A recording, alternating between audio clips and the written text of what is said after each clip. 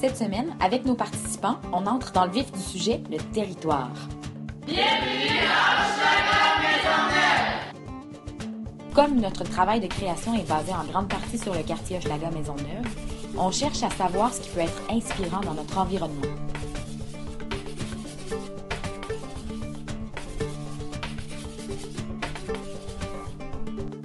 Chez les adultes, Karine, une des participantes, et Carole, une intervenante du Carrefour, se font bombarder de questions.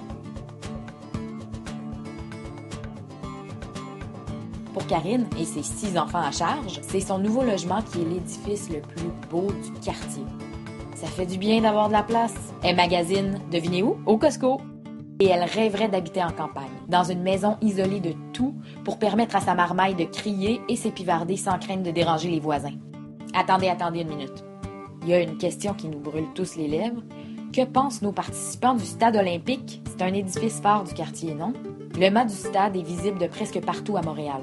Et on peut se le dire, quand on pense à Hochelaga, c'est pas mal la première chose qui nous vient en tête. Non? Pour la majorité des participants, c'est positif. Carole le trouve laid, mais Karine aimerait beaucoup monter dans le mât du stade, à condition d'être accompagnée parce que c'est haut. Et du côté des ados, il y en a pas mal qui l'ont décrit comme un endroit plaisant, où il y a des événements, des concerts, où on peut avoir un rendez-vous amoureux. Bref, à Hochelag, on peut dire qu'il y a des gens qui l'aiment, le stade.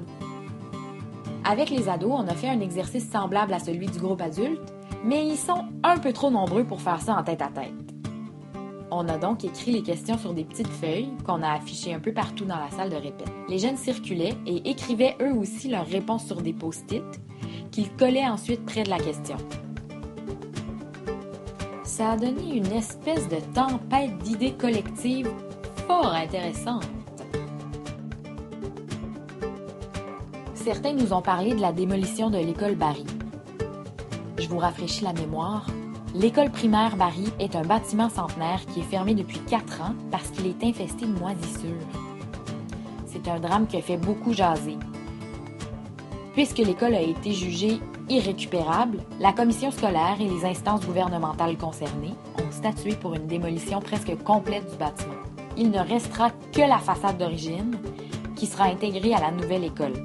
Pour Maude, c'est un gros morceau de son enfance auquel elle doit dire adieu. En détruisant l'école Barry, ça détruisait mon enfance.